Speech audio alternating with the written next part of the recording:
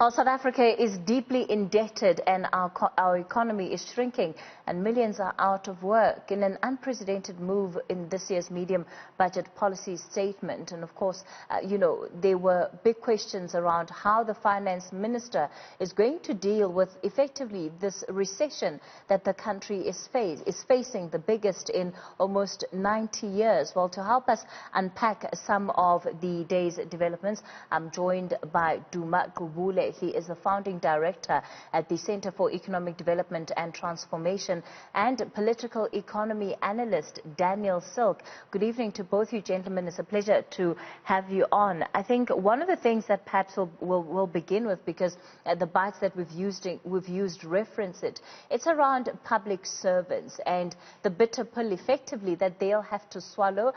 Has the minister gone too far here, or has he done enough in as much as the austerity measures and how they apply to the public wage bill? Duma, let me begin with you. Thank you, Kathy. You must remember that just before the budget in February, the minister, the day before the budget, he informed the unions that they want to cut the wage bill. Since that time, according to the unions, there's been no discussion in the Public Sector Bargaining Council between the government and the unions. So I have to question the motives of the government. I think it's totally unacceptable to be talking about social contracts and the need for us to come together as South Africans, but you can't provide the unions the respect of having a discussion with them. I'm perfectly certain that, I'm certain that if they had to have a discussion with the unions, they would come to a proper agreement. But you can't spring surprises on the unions the day of the budget without informing them before. Daniel? Well, I think the problems that we have with salary increases and probably the number of salaried workers has been a long time coming. We've been talking about this for years. We've looked at all the charts and graphs of the increase in the public service from a numerical point of view, those above inflation salary increases. And I think at the end of the day, something had to give. You simply couldn't continue to have a bloated bureaucracy and find yourself in a very low growth rate environment. And I think ultimately, the rubber has hit the road now when it comes to poor policy decisions prior to COVID, and obviously the negative effects of COVID as well. And indeed, I think cutting government expenditure, cutting the bloated aspects of government expenditure, along with various other policy initiatives, is probably the only way to go. But I certainly agree that in order to accomplish this, you need a proper, mature discussion between all the involved parties. And I do trust that we're not going to be foisted into some sort of difficult quagmire of government versus the unions over the next number of months as this matter gets settled in a slanging match on the streets of South Africa. Well, it could very much turn into that, because even the latest sentiment coming out of the unions in terms of their talks and the relationship with the finance minister, it seems to be quite strained. There certainly doesn't seem to be a lot of consensus that is taking place between the two parties. The cuts that are then going to take place at management levels in the public sector, Duma, are those going to be effective in terms of, on the one hand, I'm thinking about effective in not just reducing the budget, but I'm thinking you could well have some very skilled people that are in those positions that the government potentially now stands the risk of losing and being left with the dead wood. Kathy, my problem is that you spring a surprise on the unions the day before the budget last time and on the budget day without informing them before. This is a declaration of war against the public servant. Let me say the one thing. In the last budget in February, the government said they're going to take 161 billion from the wage bill. And that was exactly equal to the bailout that was being offered to Eskom over the 3 years. And I think you can't blame the public servants for the crisis that we're in, the mismanagement of the economy. They had nothing to do with the mismanagement at Eskom. Now, to ask them to pay for the mismanagement of Eskom is totally unrealistic. I think it is totally unacceptable. And then the second thing we have to say is that let us suppose the unions going forward, they agree to wage increases in line with inflation. What difference will that make to our South African situation? Will it get us out of the fiscal hole? No. And then the second thing I want to say is that if the government was serious about what they're saying, those numbers are not in the budget in any of, they haven't told us how much they're going to save or whatever. I think the government is just acting in bad faith. It is totally unacceptable. And I don't think the unions should accept it. I think it's a declaration of war. Daniel, we're going to begin with you when we come back from this quick break. Of course, plenty then to unpack in terms of what was announced in this afternoon's medium-term budget. Daniel, let's move on then and take a look at the SOEs. That, of course, is going to be another easy, low-hanging fruit in terms of issues of discussion coming out of the medium-term policy statement. The decision to give SAA 10.5 billion rand. The Business Day called it already, I think, about a week and a half ago, so it's certainly not a surprise. But is it something that makes sense under the environment, under the current climate? Yeah, I don't think there's any surprise here. We've seen in the course of the last few weeks how the tables have turned against Minister Mboweni, more in favour of the view certainly of Pratvin Gordhan, and for that matter perhaps the larger ANC, who would like to see SAA rescued or rebooted in some sort of way. But really you have to ask the question, is this really a pro-poor policy to refloat or at least support SAA? And one would imagine that the 10 billion would just be an initial tranche, assuming that the airline is rebooted in some fashion or other. Should government really be in the business of a national airline? But perhaps we need to wait a little bit longer on that. In all fairness to Minister Mboweni, he stressed the point that the 10 billion was to fund the business rescue process. Does this mean that there are potential bidders in the process to take some sort of interest in SAA? And one would hope that if this money is going to be spent, it's not government that is going to run SAA into the future. They've proved themselves to be incapable of running a national airline. And if the South African taxpayer supports this kind of money being spent on SAA, it really should be an experienced consortium of aviation experts who can actually grow that 10 billion rand into a profitable airline into the future. It's good news for SAA, Duma, but when I look at the other SOEs that had went knocking on the minister's doors, certainly the likes of Denel, SAA, Transnet has also indicated that in future it could also need support. The Post Office, they certainly didn't come out as lucky. What must they do now in the absence of that support from government? What are the options that they're faced with? Okay, first of all, Eskom, the president in his recovery plan speech said that they're coming up with a solution on the Eskom balance sheet. And at NEDLAC, there is a compact on Eskom, but we haven't heard anything about that. But the issue is they have to take off about 250, or I can't remember the number, 250 billion rand off Eskom's balance sheets to make it more viable. Now, if you look at all the other SOEs, they are in ICU.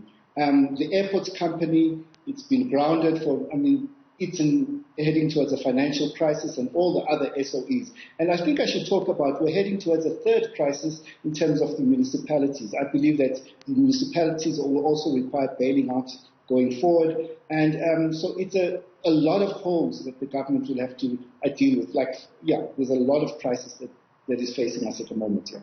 But what must those SOEs do? So, you know, if you take an entity like the Post Office, they have to continue functioning. Without this money, what are the options that are put on the table? Does this mean that effectively we are going to see more job losses taking place potentially at SOEs so that they can somewhat be able to cover their monthly costs?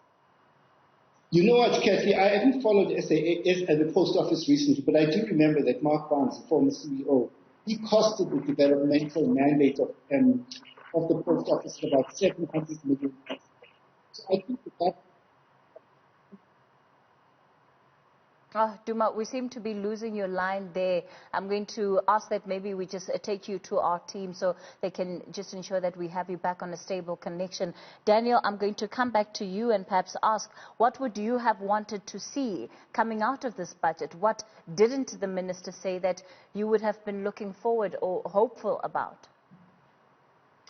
Well, I would have liked to have seen a more innovative approach to dealing with the SOEs. And I think government really still have to make their minds up as to what will their role be in leading an economic revival in South Africa? Is government still going to dictate the terms of trade?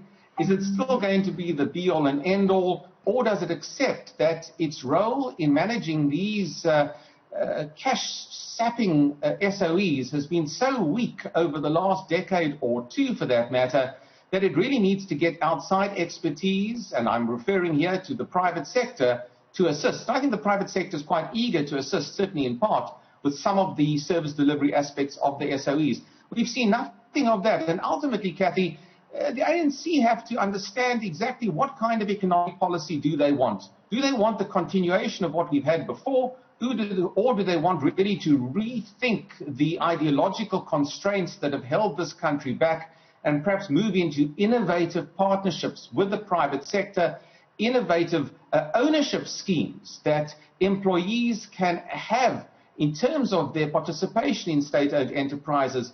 There are all sorts of profit-sharing schemes, share allocation schemes that I think could assist in really giving workers in our state-owned enterprises a much greater say, a much greater sense of responsibility and participation in these SOEs. And I think we have to be a lot more innovative than simply playing with figures as perhaps we saw today.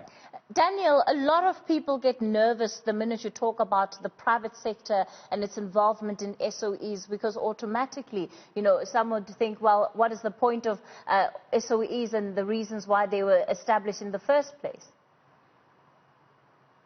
Well, you have to ask, whether the SOEs have performed their duty. And in most cases, and you could go through a checklist of all of the ones that we've spoken about ad nauseum, the SOEs largely have been failing, and they've been failing because government has either applied the wrong policy choices, there's either been graft and corruption, or there's been a lack of capacity and skills from the state sector in order to efficiently run these SOEs.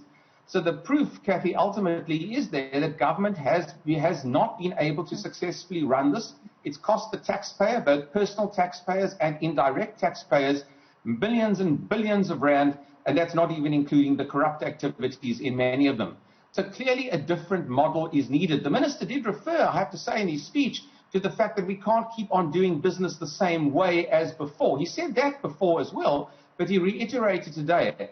And I really do think we have to be innovative. There absolutely is no reason why a social compact between business, labor, and the broader social players in our economy can't get together, put their heads together, and come up with an innovative plan that involves expertise across the board, within government and without as well. Duma, let me come back to you, and hopefully the line will be steady this time around. I suppose a warning shot has been fired in terms of where we're going with a tax collection, especially in the 2021 year, the potential raising of taxes. Where do you think that might be, and what does this year's tax revenue shortfall mean for the country? I actually didn't look at that, but I actually missed that, Kathy. But the key issue that I saw was on I was looking at the expenditure side. So what we're going to see is that there's going to be 4 years of declining non-interest expenditure after taking into account inflation. And this year, we're going to see a small decline in non-interest expenditure. And I don't think that's good for the economy. It's not good for South Africa. But I have to mention that tax revenue follows GDP growth. And if there is no GDP growth, they will underperform on that front. So I think we haven't seen enough focus on what shall we do in terms of growing the economy. And when you look at the energy, the plan to get energy, and most people who are experts in this area, and I'm not saying that it is totally impossible to bring so much energy online in two years, because, And Duma, I'm going to ask you the same question that I did with Daniel a little earlier. What do you think was missing from the speech? So what would you have wanted to hear from the minister that didn't come up?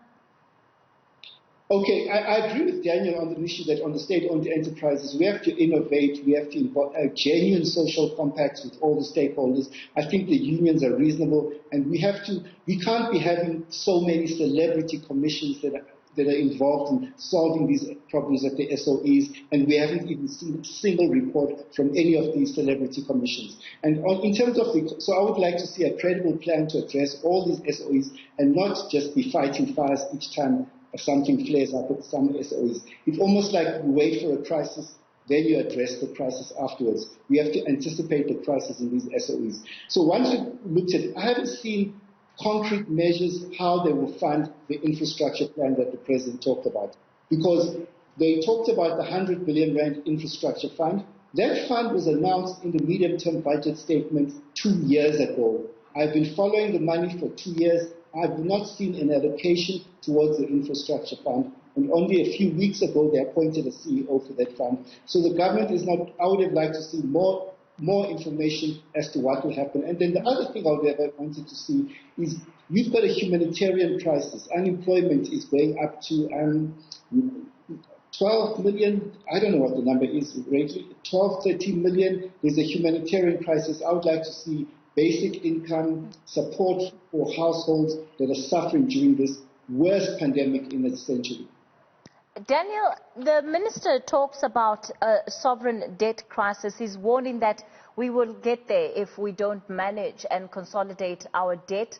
Do you think that he's done enough to prevent that situation to prevent our borrowing situation from getting there? Well, Kathy, you can look at the figures and you can look at the graphs and you can look at the way the minister wants to flatten out to some degree our debt to GDP over the next 3 to 4 years or so.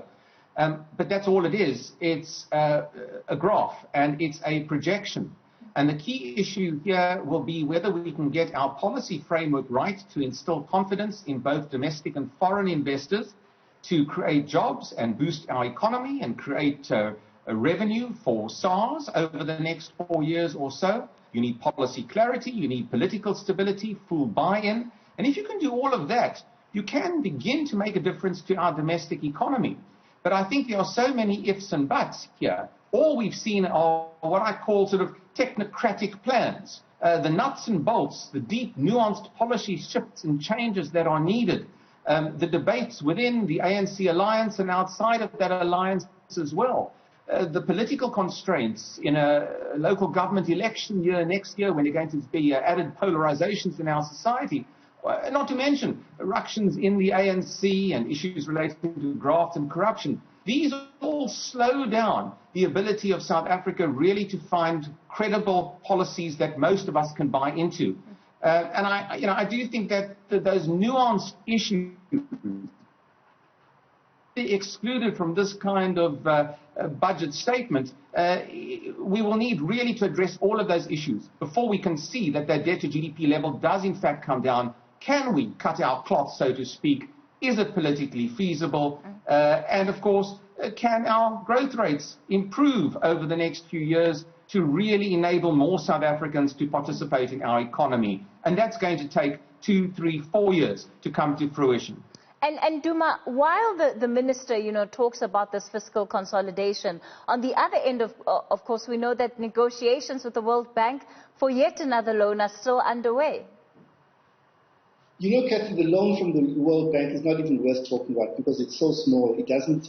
It was, I can't remember, $2 billion. Our debt for this year alone is about more than 700 billion rands. So it won't really plug that hole. It's not very important in terms of solving the problem that we're facing. Let me say that the debt to GDP ratio, there's no way out of this crisis without growing the economy. No amount of policy certainty, business confidence will result in more investment from the private sector in the absence of a growing economy. And unfortunately, the private sector doesn't kickstart economic growth. If you look at over the last decades in South Africa, there's never been a private sector-led expansion of the economy. It always starts with the public sector creating the growth through public sector investment, and the private sector tends to follow. All right, we're going to have to leave it there with both gentlemen. Let me thank you both, Duma, Gqubule and Daniel Silke.